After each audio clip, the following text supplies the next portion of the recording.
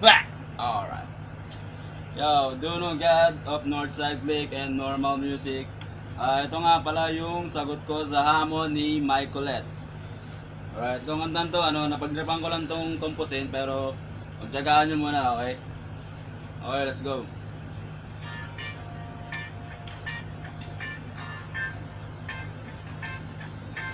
Yeah. Pasensya nyo na, medyo download lang tong beat na to, kaya may mga sasalita pa. Okay. Let's go.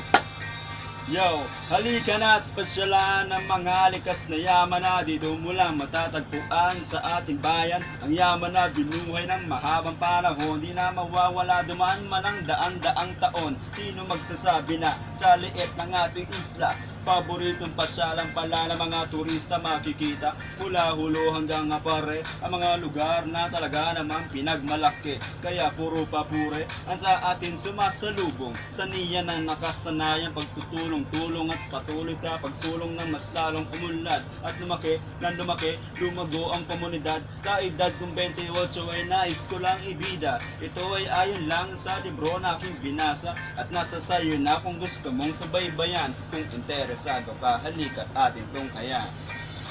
Yeah! Alright, thank you very much at maraming salamat sa ating cameraman na si Abin Sancelo at nandito ang ating head of chief of head, yung front coro. Alright, pakikuha na ng video. Yeah! Okay, yung cameraman, pakikuha din ng video. Ay, okay, maraming salamat.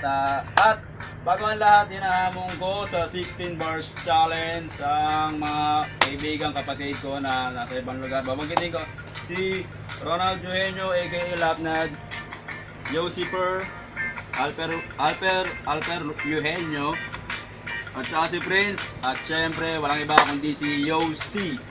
Okay, maraming salamat. Abangan ko, sagutin nyo. Michaelette, maraming salamat. Peace out.